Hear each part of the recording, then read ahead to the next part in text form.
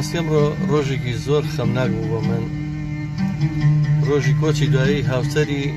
ئەم هونەرمەندە دەنگخۆشە بوو کە ناوی جەلال کۆچەرە، کوڕی ئەم شارە و بەردی بناغی ئەم شارە کە ناوی پایتەختی ڕۆشنبیری و پایتەختی ئەدەبە. ئەمڕۆ بەڕاستی زۆر دڵم تەنگە بە کۆچی دوایی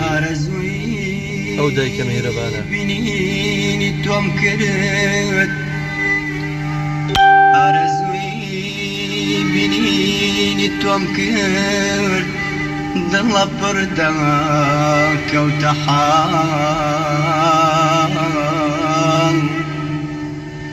هەستی کرد جوانی بەهار و هەستی کرد جوانی بەهار و هاتە گوێم نەغمەی شەماڵ، بوو بە کڵپاتۆی دەروون و یادگاری ساڵ بە ساڵ، بوو بە کڵپاتۆی دەروون و یادگاری ساڵ بە ساڵ، هاتە بەرچاوم نگاری پرچی کاڵ، هاتە بەرچاوم نگاری پرچی کاڵ، دولێوی دولێوی ئاڵ.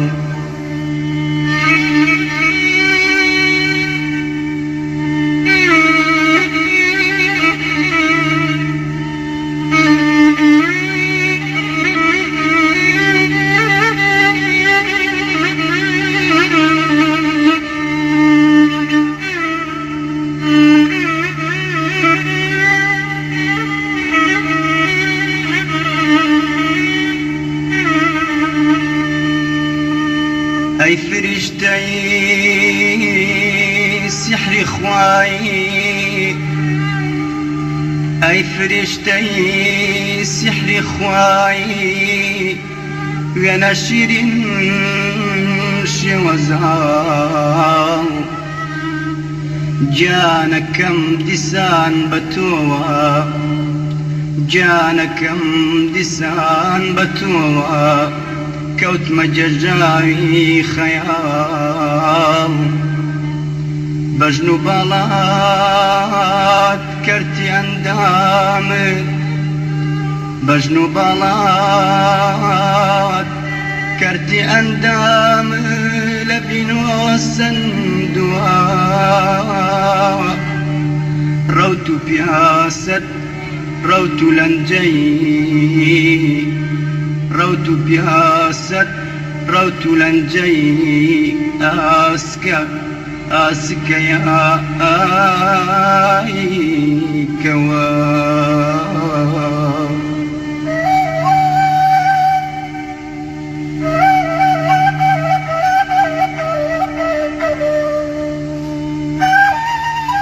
ئەمە پایتەختی ڕۆشنبیریەکەمانە، ئێمە شارچێتی زۆرەکەین، ئەوە حاڵمانە،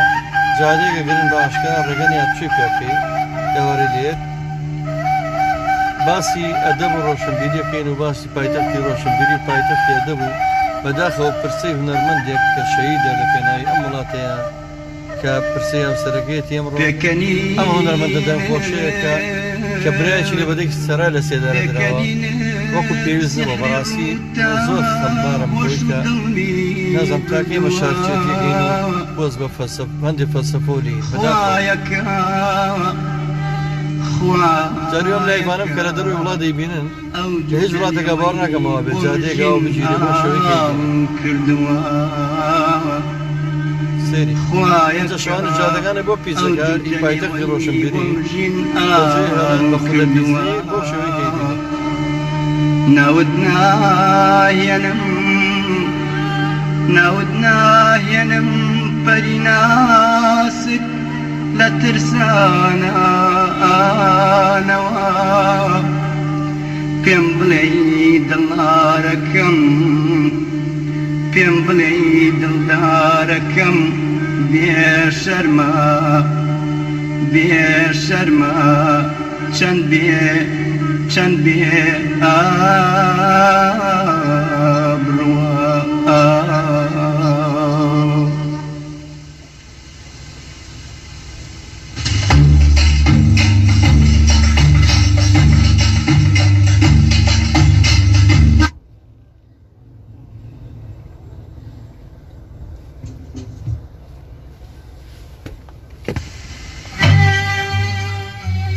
هاوڕێیان ئەم نەمەیە گفتوگوێ بکەین بێکەوە لەناو پایتەختی ڕۆشنبیریە سا منە لەناو جەرگەی پایتەختی ڕۆشنبیریە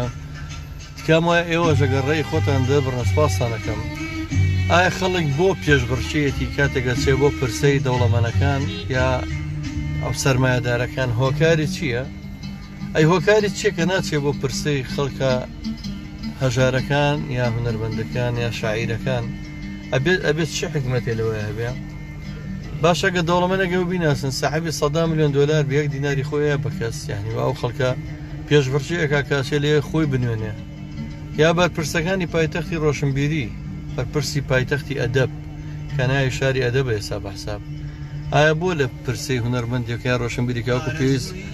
بوونیان نییە ئەمێکە گوێبیستێ بنەمە دەنگی هونەرمەندێکی شۆڕژێر و دێرینی ئەم وڵاتە جەلال کۆچەرە کە خۆی کوڕەکەی لە ناو بەفرە ڕق بوونەوە لە پێناوی کوردستان و لە پێناوی نەهامەتەکانی وڵاتەکە وڵاتەکانی کوردستانە کە برای شەهید کەمالی حەقورشەیە لە بەدەیەکی سەرایە لە سێدارە درراوە یعنی ئەمڕۆ پرسیان هەبوو بەڕاستی من دوو جار خەمبارم ینی بۆ بە هەموو ئەو هەموو نەعەدالەتی لە وڵاتەیە خۆمان خەڵکی پایتەختی ڕۆشنبیری کۆمەڵە خەڵکەکەین بە ئاسمان وکەین بە کۆمەڵە خەڵکیش لە پرسەی دەوڵەمەنەکانە یا هی مەسئولەکانە پێشبڕچێمانە چێ خۆی نمایش بکە پۆر هەمووی بە پۆل خۆیانەکەن بەناو پرسەکانە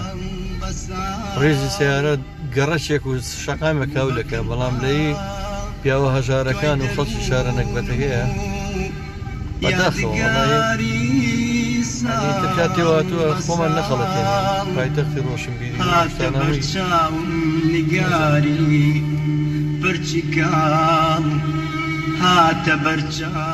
پیرەمێردی نەمن لە پێناوی پایتەختی ڕۆشنبیریە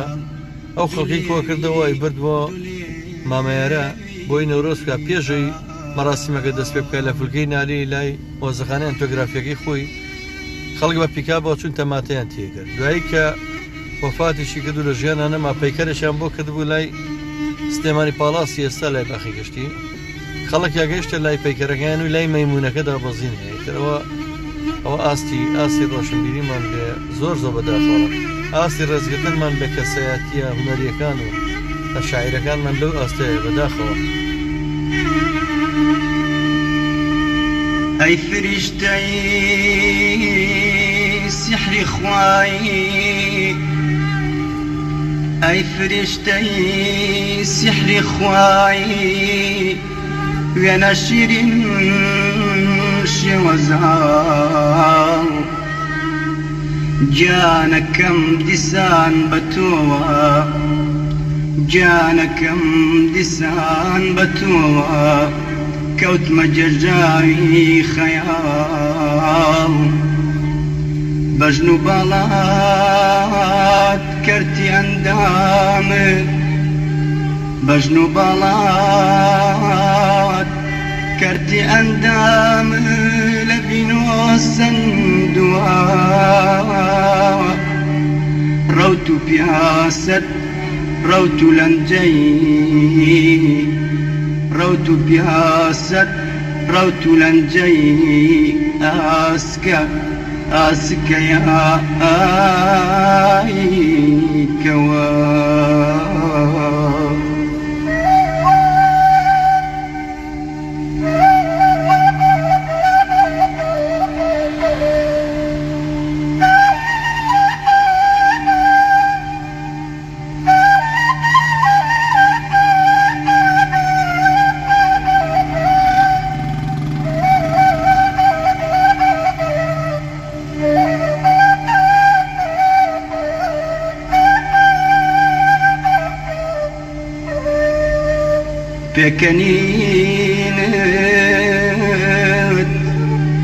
پێکەنینت سیحری ڕووتا هۆش و دڵی بردووە خوایەکە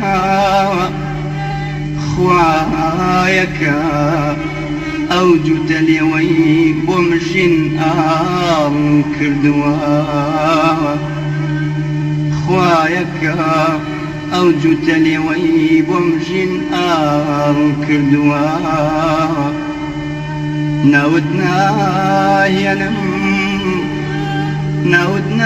دەهێنم پەری ناسک لە ترسانانەوە پێم بڵێ دڵدارەکەم پێم بڵێ دڵدارەکەم بێشەرمە بێشەرمە چەند بێ ئابڕوە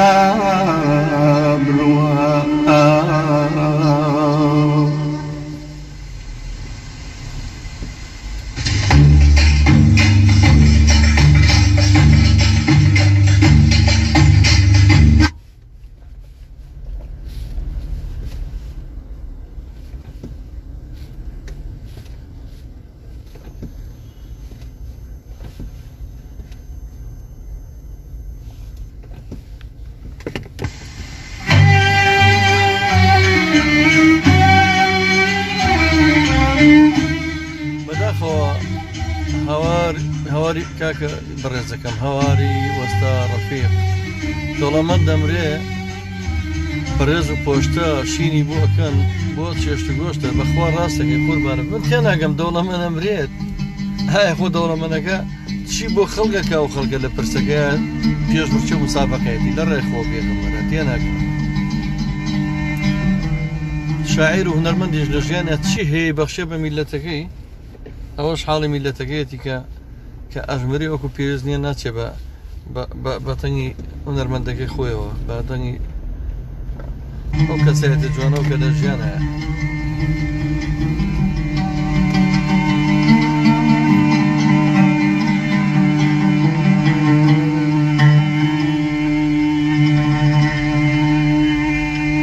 ئارەزووی بینینی تۆم کرد ئارەزووی بینینی تۆم کرد دڵە پڕدا کەوتە حاڵ هەستی کرد جوانی بەهار و هەستی کرد جوانی بەهار و هاتە گوێم نەغمەی شەماڵ بوو بە کڵپاتۆی دەروون و یادگاری ساڵ بە ساڵ بوو بە کڵپاتۆی دەروون و یادگاری ساڵ بە ساڵ هاتە بەرچاوم نگاری پرچی کاڵ هاتە بەرچاوم نگاری پرچی کاڵ دولێوی ئاڵ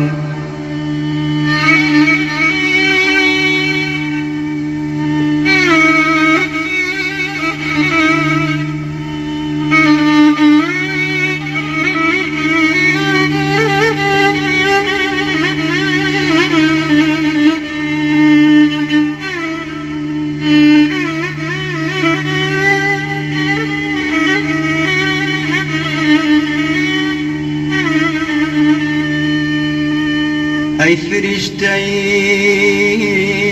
سیحری خوایی ئەی فریشتەی سیحری خوایی